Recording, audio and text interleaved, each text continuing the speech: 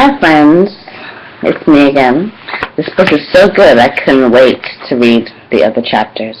So again, Vacation Under the Volcano, and I'm going to be reading chapters 6, 7, and 8 to you. Here we go.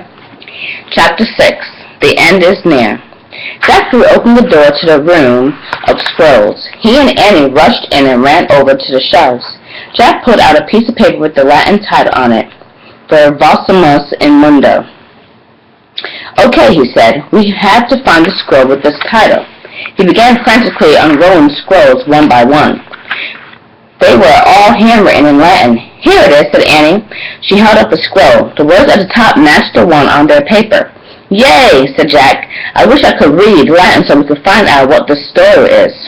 Don't think about it now, said Annie. Let's go.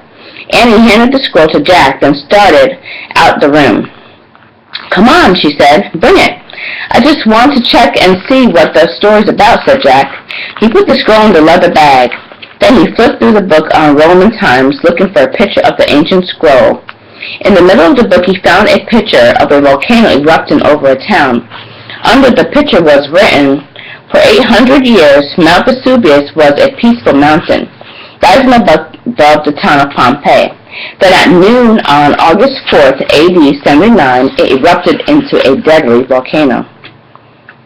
Oh no, whispered Jack. August 24th, AD 79, that's today. Oh man, what time is it? He looked around wildly. Annie! She was gone again. Annie!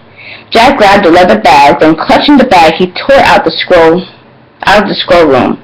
Annie, he cried. What? Annie appeared at the door to the dining room. Volcano, stuttered Jack. What? Said Annie. It's coming, a volcano. At noon, said Jack. Annie gasped. What time is it? Cried Jack. So that's what the soothsayer meant, Annie said. The end is near. What time is it? Jack asked again. He looked around the garden. He saw something near the mermaid fountain. A sundial, he said. That's how the Romans told time. Jack and Annie raced to the sundial. What time does it say? said Annie. I don't know, said Jack. His hands shook as he turned the pages of the book. He slapped on the picture of a sundial. It showed examples of different times. Jack looked back and forth from the page to the real sundial in the garden.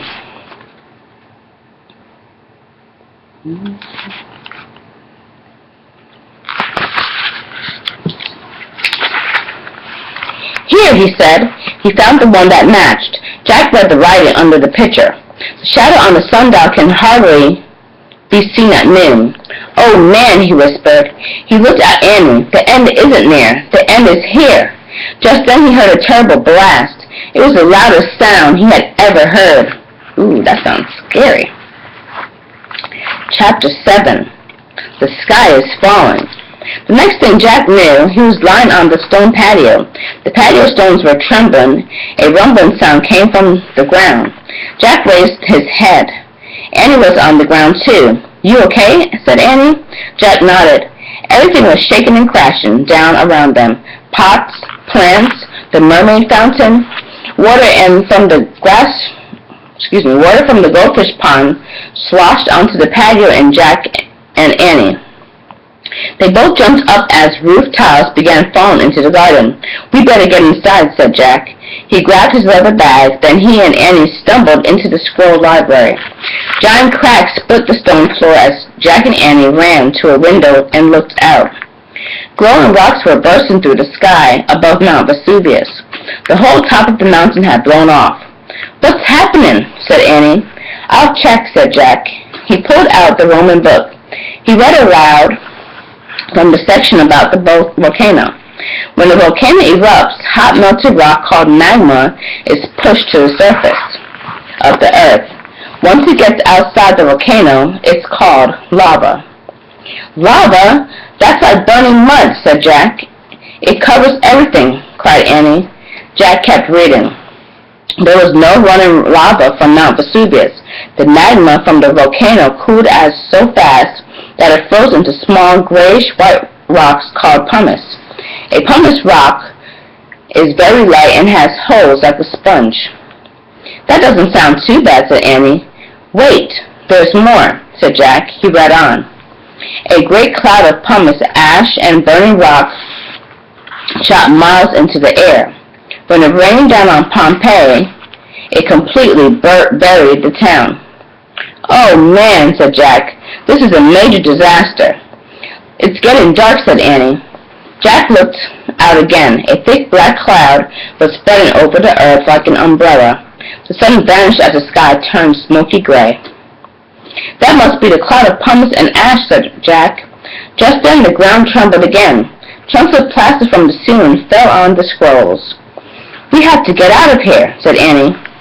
They ran from the scroll library into the garden. Ash and pumice began to fall. "We have to cover our heads," said Jack. They hurried from the garden into the dining room. "Look, pillows," said Annie. "Let's put them on our heads." They hurried to the couches beside the table and each grabbed a pillow. "Tie it around your head with your belt," said Jack. They both pulled off the belts from around their tunics. Then they tied on the pillows like giant hats.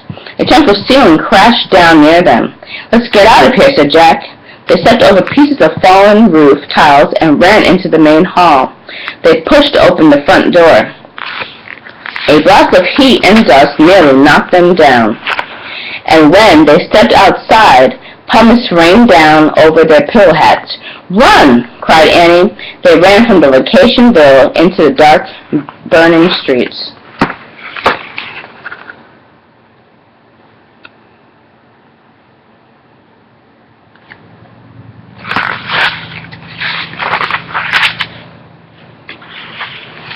Chapter 8. Nightmare at Noon. In the distance, fire burst from Mount Vesuvius. Burning rocks and fiery ash fell from the sky. The hot, dusty air smelled like rotten eggs. As Jack and Annie rushed down the street in the Forum, everyone, shoppers, soldiers, gladiators, fruit sellers was running in every direction. Stalls had collapsed. Carts were sliding. Jack froze. He didn't know where to go.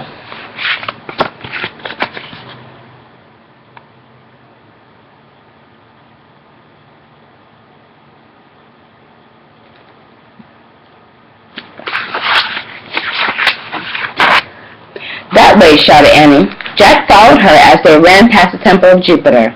Its mighty columns had fallen and its walls were crumbling. They ran past the public baths just as its roof caved in. "Which way now?" shouted Annie. "The treehouse is in the olive grove," Jack said as they kept running. "The olive grove and the bridge are near the street with all those open shops," said Annie. "Remember the bridge?" Jack looked up at the erupting mountain.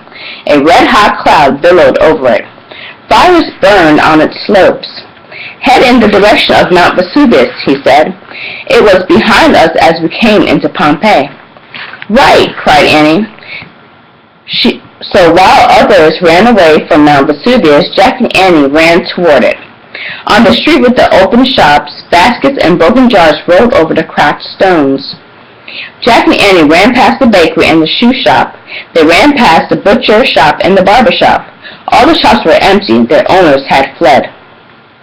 The closer they got to the volcano, the more the ground trembled. The darker and dustier it got. This is just like my nightmare," cried Annie. Jack choked on the rotten fumes. His eyes watered. "Look, the olive grove," shouted Annie. "The treehouse is just over there. Come on." Jack could hardly see, but he followed Annie. They left the street and ran to the dried-up stream near the olive grove. "Where's the bridge?" cried Annie. They looked around wildly. The bridge had vanished.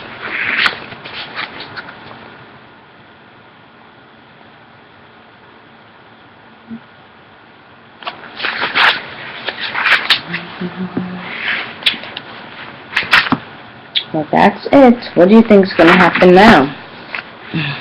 Guess we'll have to wait and see. Talk to you soon.